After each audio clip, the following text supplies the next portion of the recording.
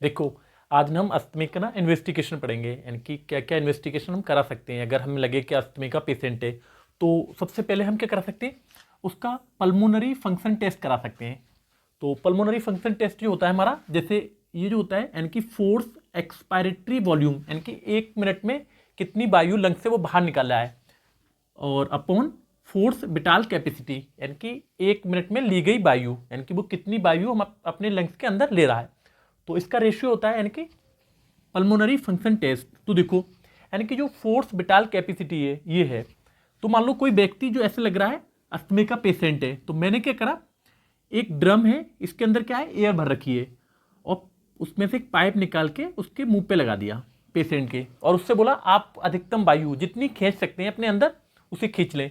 ठीक है, तो उसको क्या करेगा, कंप्यूटर रिकॉर्ड कर लेगा। ठीक है, कंप्यूटर रिकॉर्ड करके उसका एक ग्राफ बना देगा, ये बना रखा है, क्योंकि इससे वायु बाहर निकल रही है तो क्या होगा, नेगेटिव होगा, यानी कि इस तरह से। तो इसको क्या बोलते हैं, फोर्स विटाल कैपेसिटी। तो 1 मिनट में जो व्यक्ति होगा, मतलब कोई भी व्यक्ति है नॉर्मल, वो लगभग लगभग 5 लीटर वायु क्या है अंदर ले सकता है लंग्स के अंदर। ठीक है, फिर फोर्स एक्सपायरेटरी वॉल्यूम क्या है, जैसे मान लो तुरंत जैसे उसने वायु अधिकतम ले ली, अब उससे बोलेंगे कि वायु को बाहर निकालो। ठीक है, तो कितनी वायु वो निकाल सकता है 1 मिनट में। तो ये क्या होता है, फोर्स एक्सपायरेटरी वॉल्यूम होता है। लगभग लगभग 70% वायु निकलनी चाहिए अगर नॉर्मल व्यक्ति है, लेकिन अस्थमे का पेशेंट जब होता है तो वो क्या करता है, 70% से कम वायु को निकालता है। तो इसका मीन्स, इसका मतलब क्या है कि कहीं ना कहीं ब्रोंकल ऑब्स्ट्रक्शन है तुम्हारे, ब्रोंकियल ऑब्स्ट्रक्शन है कहीं पे। ठीक है, और इसे चेक करने के लिए हम क्या करें, अगर साल्ब्यूटामोल दे दें उससे पेशेंट के लिए, तो क्या होगा, ये नॉर्मल हो जाएगा, यानी कि 70% से कम आ रहा था, अगर हम साल्ब्यूटामोल का इनहेलर से यूज करने को बोलेंगे तो कितना हो जाएगा, 70% हो जाएगा।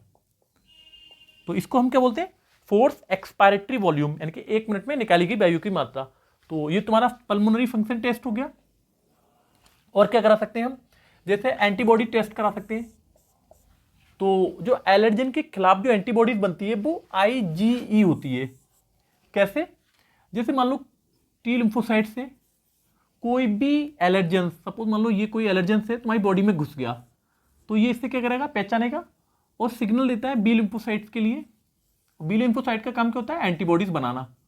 तो अलग अलग प्रकार की एंटीबॉडीज होती है, तो एलर्जन के खिलाफ जो एंटीबॉडीज बनती है वो IgE बनती है। यानी कि अगर अस्थमे के पेशेंट में अगर ये वाली एंटीबॉडीज आती है तो अस्थमा हो सकता है, या कोई भी और कोई एलर्जी हो सकती है। आप एक्सरे करा के देख सकते हैं पेशेंट का, अगर अस्थमा का पेशेंट है तो अर्ली स्टेज में, यानी कि शुरू में अगर अस्थमे का पेशेंट यानी कि शुरू में ही से हुआ है, तब तो वो नॉर्मल रहेगा, यानी कि एक्सरे उसका। लेकिन अगर लेट स्टेज हो गई, ठीक है, तो देखो जैसे मैंने एक ये बना रखा है एक्सरे, तो ये जो है ये क्या है, तुम्हारा हार्ट है, और ये लंग्स। ठीक है, तो जो लंग्स की जो शैडो आएगी एक्सरे में वो ब्लैक कलर की होती है। ठीक, लेकिन क्या होता है, जैसे अस्थमे का अगर कोई पेशेंट हुआ तो लंग्स के कुछ एरिया में हाइपर ल्यूसेंट एरिया दिखेगा, यानी कि बहुत ज्यादा काला, यानी कि काला है और भी ज्यादा डार्क काला इस तरह से। तो इसको हम क्या बोलते हैं, हाइपर ल्यूसेंट बोलते हैं। ठीक है, दूसरा लंग्स क्या होगा, फ्लैट हो जाएगा। देखो ये क्या होती है, एक नोच टाइप की होती है, ऐसे अगर आप एक्सरे कराते हैं इस तरह से।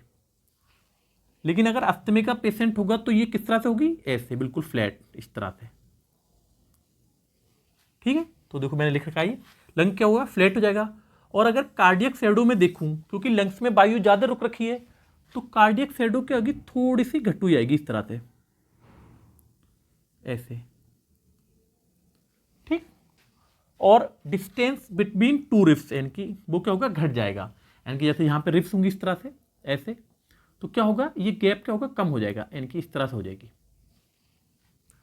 और क्या करा सकते हैं आप, TLC करा सकते हैं। तो TLC तो नॉर्मल रहेगी, लेकिन अगर DLC यानी कि डिफरेंशियल ल्यूकोसाइट काउंट, तो ये क्या होता है, जैसे तुम्हारी लिम्फोसाइट्स होती हैं, जैसे मोनोसाइट्स होती हैं, लिम्फोसाइट्स होती हैं, न्यूट्रोफिल्स होती हैं, और ईसोनोफिल। तो अगर अस्थमे का पेशेंट है तो ये ईसोनोफिल्स क्या होती हैं, बढ़ हुई आती हैं, और में भी आती हैं, लेकिन अगर अस्थमे के सिम्टम भी होते हैं तो ईसोनोफिल अगर बढ़ हुए आ रहे हैं तो अस्थमा हो सकता है। और हम एलर्जी टेस्ट करा सकते हैं, जैसे एलर्जी के पैचेज आते हैं, तो आपने क्या करा, एलर्जी का पैचेज लिया और कोई व्यक्ति है,